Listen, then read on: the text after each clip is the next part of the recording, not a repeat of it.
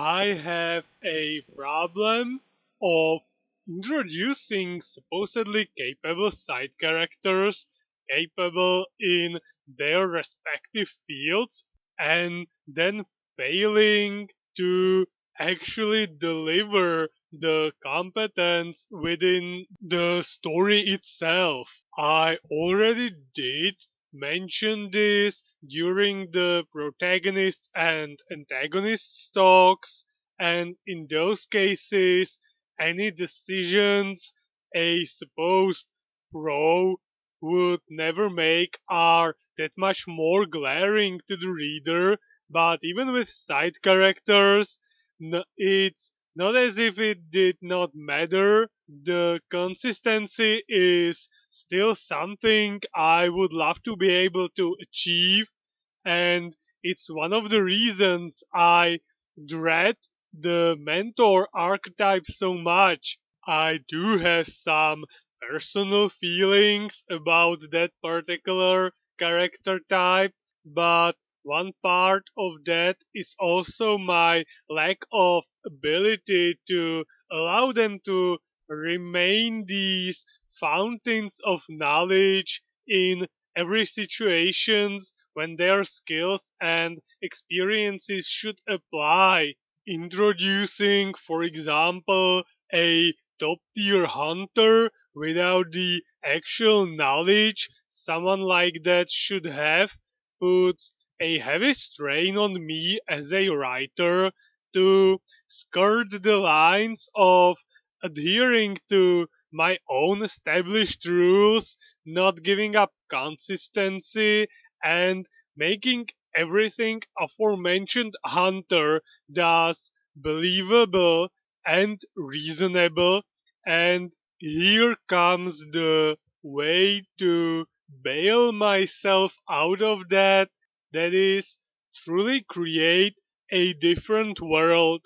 Why is that a smith can do this? Why is it that light does that? Why is the fruit of a stone a ball of liquid? Pretty much because I said so. It's a different world and I make the rules. There is a problem though. I need to keep those rules in mind throughout the entire story, and I can't really use many of the certainties our real world settings, physical laws, or biological ones, and take them for granted.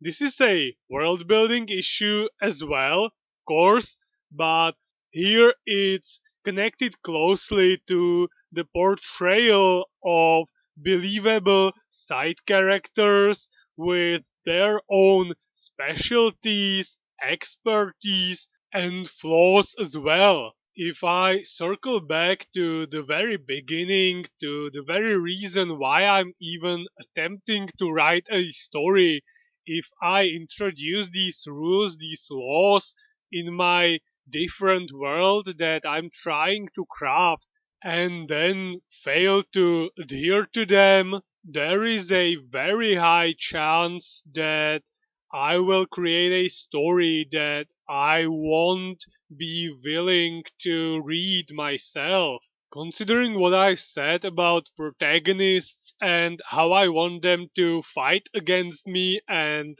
contest all the rules that the story supposedly has, there absolutely needs to be a method to the madness, and that to an extent applies to the side characters as well. I don't want them to end up being slaves to my own picture of the story. I obviously attached more importance to the protagonist's freedom than to other characters, but they are still characters, they are still beings that I would like to portray in a way that will give me positive feelings. So, juggling the responsibility to create this new world, give it rules, make it make sense, then set the protagonist free onto the unsuspecting, and somehow not end up twisting the aforementioned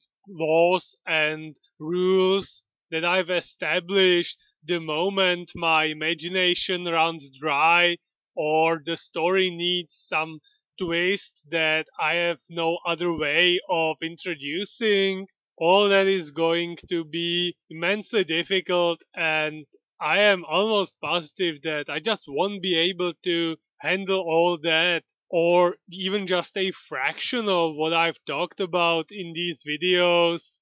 But talking about it, saying it out loud, mulling over all the different angles, I said it many times, it's something that I need and enjoy doing. Never mind the awfully long intro, more rapid arrows, the club members experience some quite interesting dreams, and now they are going on a trip, bikes ready, bubbles in the front basket, and it's apparently quite hot, so their destination is a pond.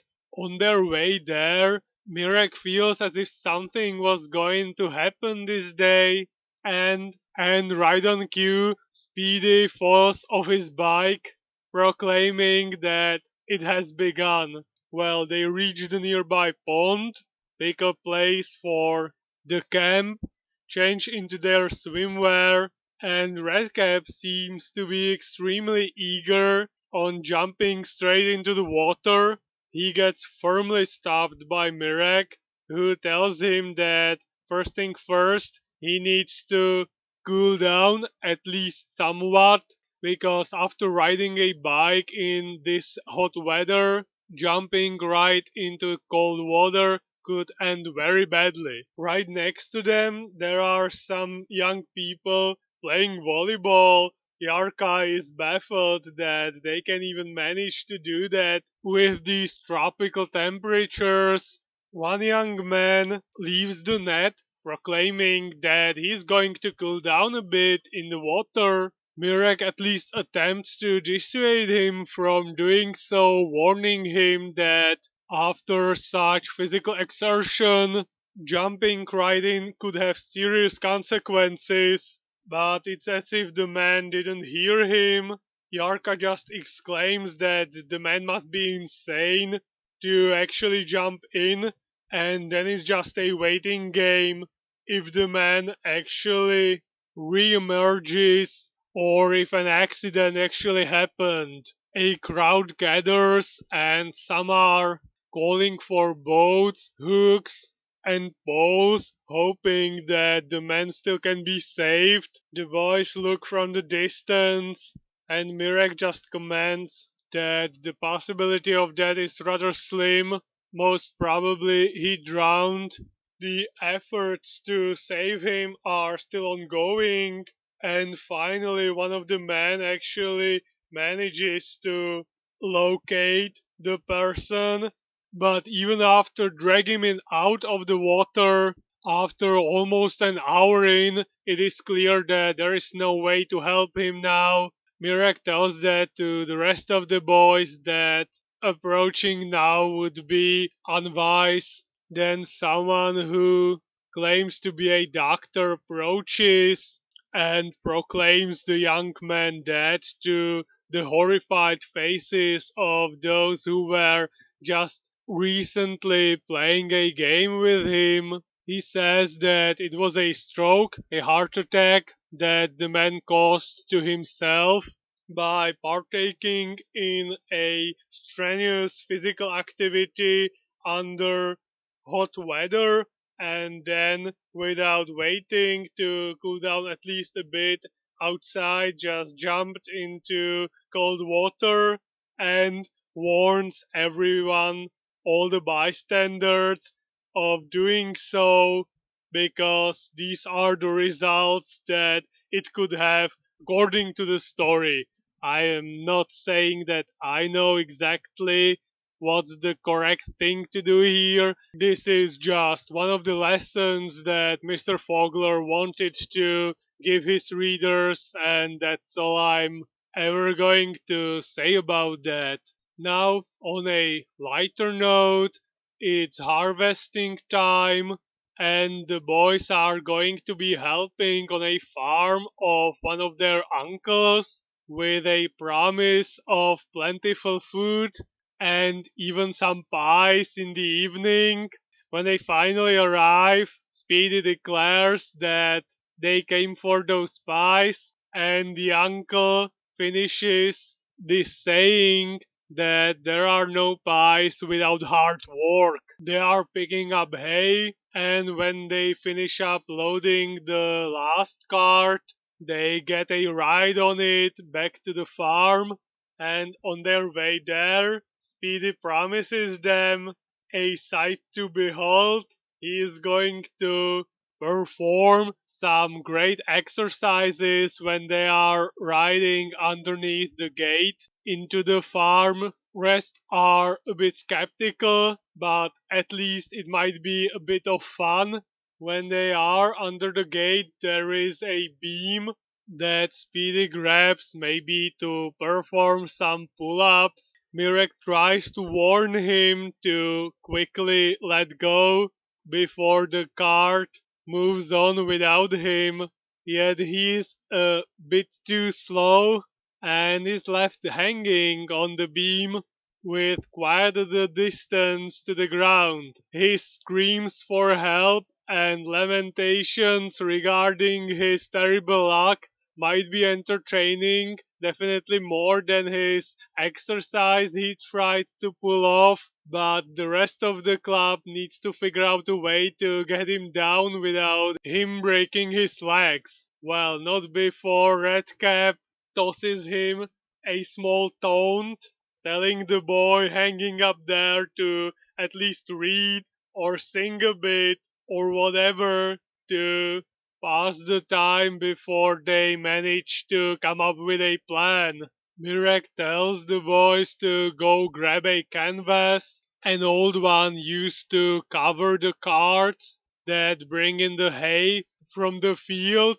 Yarka, unsure what's going to happen with this canvas, asks Mirek, and he explains that they are going to use it the same way firefighters do when people need to jump from buildings that are on fire and catch Speedy with it, hopefully before his hands give up. So they arrange it underneath him, and Yarka tells him to jump.